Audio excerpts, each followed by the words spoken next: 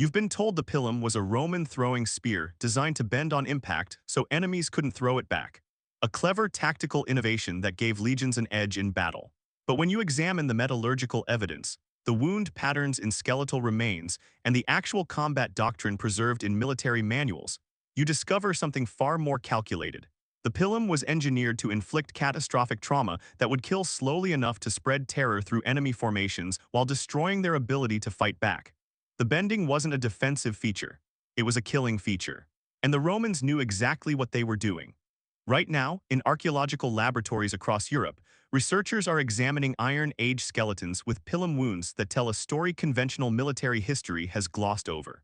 These aren't clean puncture wounds. They're devastating injuries where the iron shank didn't just penetrate, it deformed inside the body, creating internal damage that turned a survivable puncture into a death sentence. The pilum's famous soft iron shank that bent on impact wasn't bending against shields. It was bending inside human tissue, and the biomechanics of what that does to a person are genuinely horrifying. Here's what we know from metallurgical analysis. The pilum had a unique construction, a wooden shaft connected to a long, thin iron shank with a pyramidal tip. The shank was made from deliberately soft iron, not hardened steel like a sword blade. Traditional explanations claim this soft iron prevented the spear from being thrown back by enemies after it stuck in their shields. But test the actual physics of shield combat, and that explanation disintegrates. If you throw a pilum hard enough to penetrate a wooden shield reinforced with metal, the momentum carries the iron shank completely through. The spear doesn't stick in the shield waiting to be thrown back. It punches through and keeps going. Which means if there's a human body behind that shield, the pilum is now inside that person. And here's where the engineering becomes deliberate. The soft iron shank was designed to deform under the specific resistance of human tissue and bone. When the pyramidal tip struck a shield and penetrated into the body behind it, the long shank would bend at approximately a 90-degree angle as it pushed deeper.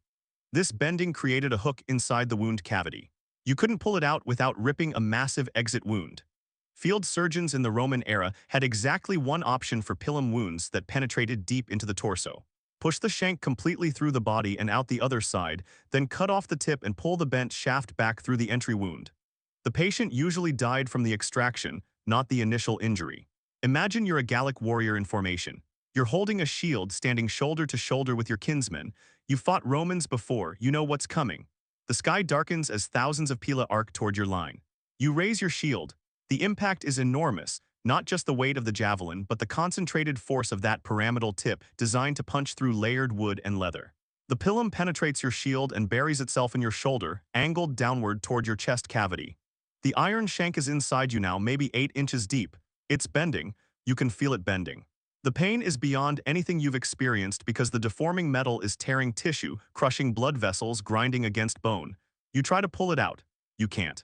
The bent shank has created a barbed hook that's caught in the muscle and bone structure of your shoulder and ribcage. Pulling makes it worse. The pressure on the bent section is ripping the wound wider from the inside. You're still standing. That's the horror of it. The pilum wasn't designed to kill you instantly. It was designed to leave you upright, screaming, unable to fight, with a 6-foot wooden shaft protruding from your body that makes you a liability to everyone around you. You can't raise your shield anymore. You can't swing a sword. You're blocking the warriors behind you. And you're bleeding internally at a rate that gives you maybe 20 minutes before you collapse from blood loss and shock. Now multiply that by 2,000. That's what happened when a Roman legion executed a pilum volley against a massed enemy formation. 2,000 men suddenly unable to fight, screaming, with spears protruding from their bodies at angles that made extraction impossible on the battlefield. The psychological impact wasn't incidental. It was the weapon's primary function. Here's the evidence that makes this undeniable. Roman military manuals, particularly Vegetius's De Re Militari and the tactical sections of Arrian's writings, explicitly describe the pilum's role not as a killing weapon, but as a disruption weapon used immediately before close combat. The sequence was specific. Advance to within 30 meters, release pilum volley, draw swords, charge while the enemy formation is still reeling from the casualties. The timing was critical. You didn't give the enemy time to remove the wounded from their front line. You hit them while they were still processing the horror of what had just happened to the men standing next to them. And the Romans practiced this. Legion training included pilum drills where soldiers threw at man-sized targets from formation, developing the muscle memory to release in coordinated volleys that would saturate an enemy position. They trained to throw at a specific arc that would bring the pilum down at a 45-degree angle. the optimal trajectory for penetrating shields held at chest height and continuing into the bodies behind them. This wasn't improvised battlefield tactics. This was engineered mass trauma. The metallurgy confirms the intent. Analysis of Pilum shanks from archaeological sites shows deliberate variation in iron hardness along the length of the shank. The tip section was harder, capable of punching through armor and shield. But approximately 6 inches behind the tip, the iron was significantly softer, designed to be the deformation point when the weapon encountered resistance. This isn't accidental metallurgy. This is sophisticated materials engineering calculated to create a specific failure mode at a specific depth of penetration. The Romans knew that 6 inches of penetration into a human torso would reach vital organs while leaving enough of the shank outside the body to create the hanging weight that would force the bent section to tear through tissue as the victim moved. Now understand what this meant in practice. You're a Roman legionary. You've drilled with the pilum for months. You know its weight, its balance, the way it flies. You're in formation 3 lines deep. The centurion gives the order. You step forward with your left foot, draw back your right arm, and release in unison with 80 men in your century. You watch the flight. You see the impacts. You see enemy warriors stagger backward, see the wooden shafts wobbling as the men try to comprehend what's happened to their bodies. Then you draw your gladius and advance. The men you're about to fight are already dying. They just don't know it yet. Some are trying to pull the pila out. Some have dropped their shields because the weight of the spear hanging from their body is too much to bear. Some are on their knees. You kill them efficiently, moving through the disrupted formation, targeting anyone still standing. The real killing isn't from the pilum. The pilum just makes the killing easy. This is the part military historians rarely mention. The pilum transformed infantry combat from a test of individual courage and skill into an industrial process of systematic trauma followed by methodical execution. The Romans didn't win battles through superior bravery. They won through superior violence engineering. The pilum was one component in a weapons system designed around the principle that if you could injure enough enemy soldiers catastrophically enough in the opening seconds of contact, the battle was already over. And the wound profiles prove it.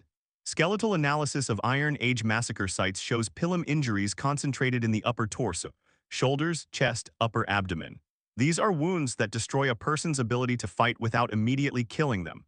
A pilum through the leg might be survivable with field treatment.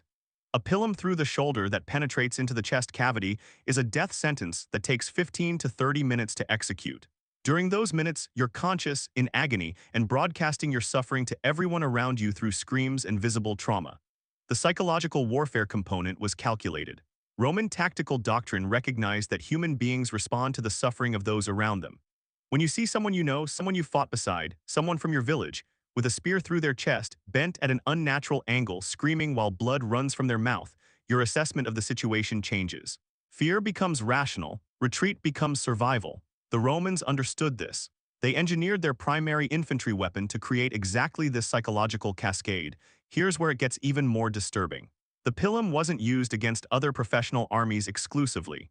It was used against tribal levies, against poorly equipped civilians forced into military service by their chiefs, against people defending their homes from Roman expansion. The weapon didn't discriminate. Its engineering principles worked identically whether the target was an experienced Gallic warrior or a farmer conscripted 3 weeks earlier who barely knew how to hold a shield. Imagine you're that farmer. You're in your 30s, you've never fought in a formation before. Your chief has called the tribe to war because Romans are annexing your territory. You're given a shield, a spear, minimal instruction. You're placed in the front line because the experienced warriors are too valuable to waste on initial contact. You can see the Roman formation across the field. You've heard stories. The Romans advance. They stop. They release their pila. You watch the javelins arc toward you. You raise your shield because that's what you've been told to do. The impact tears the shield from your grip and drives the pilum through your forearm and into your chest.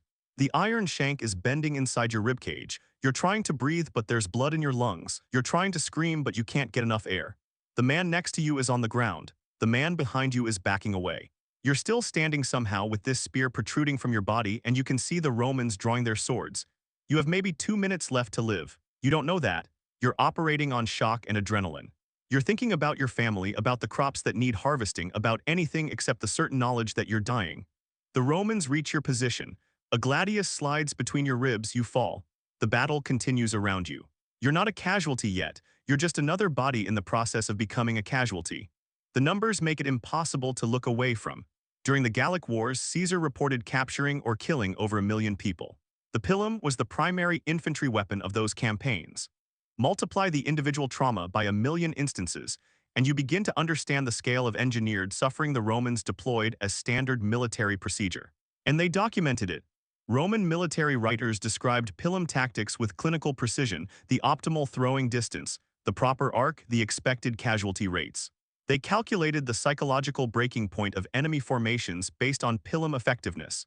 They trained new legionaries in the mechanics of throwing for maximum disruption. This wasn't warriors meeting in honorable combat. This was systematic violence engineering implemented across centuries of expansion.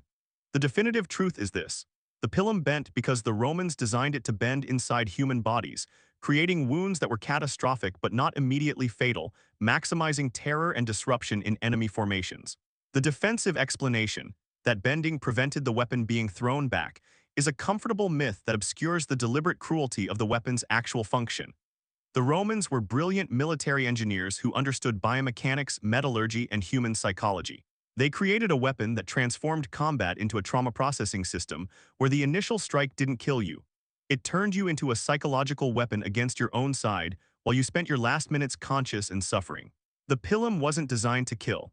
It was designed to destroy your ability to fight, your formation's cohesion, and your comrades' will to continue, all while ensuring you would die slowly enough to be witnessed. That's not a tactical innovation. That's weaponized suffering refined through centuries of practice against people who had no defense against it. If you've learned anything from this investigation into Roman military engineering, hit that subscribe button on Mythbusting, because we're going to keep uncovering the calculated violence that conventional military history prefers to describe in sanitized tactical terms. The machinery of ancient warfare was always more brutal than the textbooks admit, and the evidence carved in bone tells stories that the written record tried to obscure. So what weapon or tactic should we examine next? Drop your suggestions in the comments below.